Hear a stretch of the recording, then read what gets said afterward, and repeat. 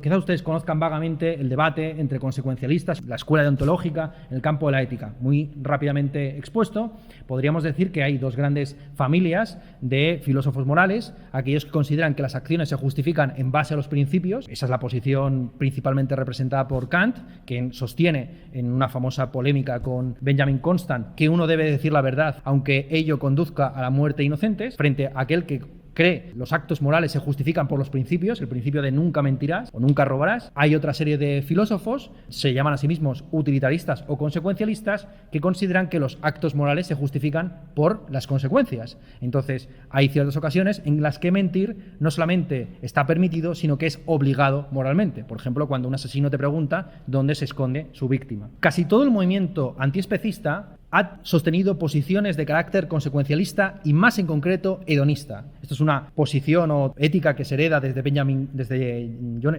Stuart Mill, Jeremy Bentham, una serie de filósofos utilitaristas de finales del siglo XVIII, quienes, considerando justamente que la moral se justifica por las consecuencias, se preguntaron cuáles son esas consecuencias. Es decir, a qué tipo de sujetos debería afectar un acto moral para que éste sea contemplado como acto moral y no meramente económico o ecológico, etc. Y la conclusión a la que llegaron está en un texto célebre de Jeremy Bentham, que para muchos es el comienzo de la lucha filosófica real en favor de los derechos animales, es que ese sujeto de derechos, entre comillas, porque para Jeremy Bentham los derechos son estupideces sobre zancos, ese sujeto de trato moral es aquel paciente que experimenta placer y displacer. Lo dice en un célebre texto respondiendo a las objeciones a la Revolución Francesa. En el momento de la Revolución Francesa, pues muchos conservadores decían: ¿cómo se va a cometer la insensatez de conceder derechos a la clase trabajadora? Lo próximo será concederle derechos a las mujeres. Se consideraba una reducción al absurdo decir, si concedes derechos a los trabajadores, en algún momento se lo vas a tener que conceder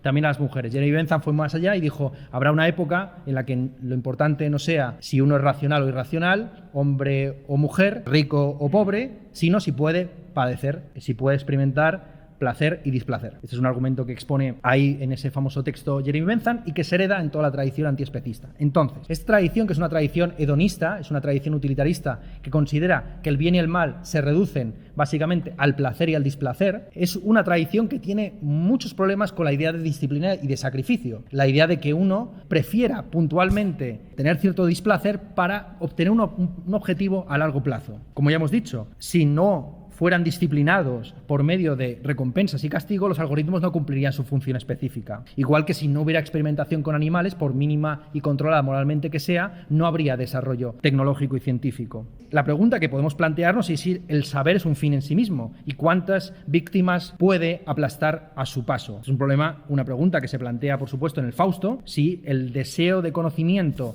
y de dominio del mundo legitima este tipo de atropellos a pacientes que inevitablemente se consideran violados como víctimas. Entonces, esta es la principal enseñanza, la principal lección ética que yo os traigo de este debate, a saber que el hedonismo, aunque es una posición filosófica de partida bastante razonable, que considera, insisto, que allí donde no hay placer y displacer no hay ética, no obstante queda muy corta para comprender las razones éticas profundas que nos llevan en ocasiones a realizar ciertos sacrificios, es decir, a experimentar cierto displacer por mor de un fin superior. Reducir el sufrimiento no puede ser la única causa ética en el mundo, por mucho que Brian Tomasic lo crea así. Es más, los seres humanos, podríamos decir, siguiendo a Mendevirán, conocen su propia existencia y la existencia del mundo externo porque el mundo externo les presenta ciertas resistencias. Y la experiencia de estar vivo y de ser un sujeto diferenciado del mundo consiste justamente en esforzarse y que el mundo se te resista a tus esfuerzos.